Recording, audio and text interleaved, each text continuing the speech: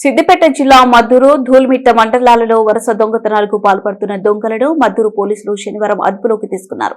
ఈ సందర్భంగా Husnabad ACP Sadanandam, Cheriyal circle inspector Ramesh Naik, Maddur SI Asif వివరాలను వెల్లడించారు.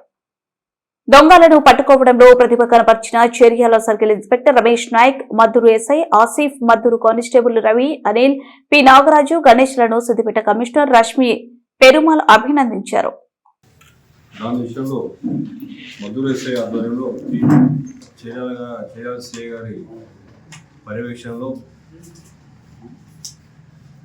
చాలా రిగరస్ ఎఫర్ట్ చేయడంతో ఈ జాలపల్లికి సంబంధించిన గుండిలి రమేష్, వృత్తి డ్రైవర్, జాలపల్లి మండలం, ధూల్మిట్ట మండలం, అలాగే మాసంపల్లి రాములు, అతని ఒక టీవీఎస్ షాప్ మీద ఒక మేకప్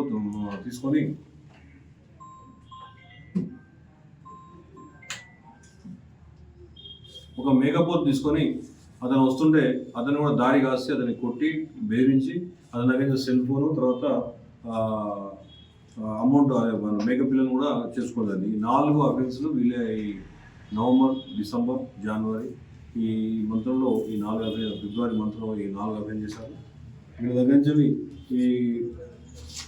నుంచి ఒక బంగారు పుస్తకం తాడు 3 తులాలు, అట్లాగే బంగారు నల్ల పుస్తకం తాడు 2 తులాలు, వెండి పట్టగొలుసు 10 తులాలు, ఒక హోండా షైన్ మోటార్ సైకిల్, ఒక కత్తి, అట్లాగే ఒక ఐటీఎల్ కంపెనీ కీప్యాడ్ ఫోను, అట్లాగే 2 నిందితుల సెల్ ఫోను, ఇవన్నీ స్వాధీనం చేసుకోవడం జరిగింది. స్వాధీనం చేసుకొని ఇవన్నీ వాళ్ళను ఈరోజు అరెస్ట్ చేసి అఫీషియల్గా లీగల్గా అరెస్ట్ చేయించి కోర్టులో అరెస్ట్ గురించి కోర్టులో ప్రొడ్యూస్ చేయడానికి తీసుకెళ్తున్నాం.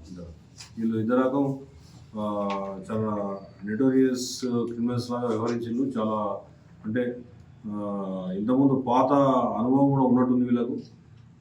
మామూలుగా ఏంటంటే కొత్తగా దొంగతనం చేస్తే ఏదో ఒక క్లూ పెడతారు, అది మనకు ఈజీ దొరుకుతారు. కానీ అట్లా కాకుండా ఎక్కువ మన ఆకునూరుకు వచ్చి ఆకునూరు బెడ్ షాప్లో సెల్ కూడా అంటే సిగ్నల్ పడకుండా, అంటే టవర్ సిగ్నల్ రాకుండా అక్కడనే ఆఫ్ చేసుకొని అక్కడ దొంగతనం చేసుకొని తర్వాత ఈ బార్డర్ దాటి మళ్ళీ 57,000 వెనక సెల్ ఆన్ చేసుకున్నారు. అంటే వీళ్ళు కొద్దిగా ప్రొఫెషనల్ లాగా ఆలోచించి చేస్తున్నారు.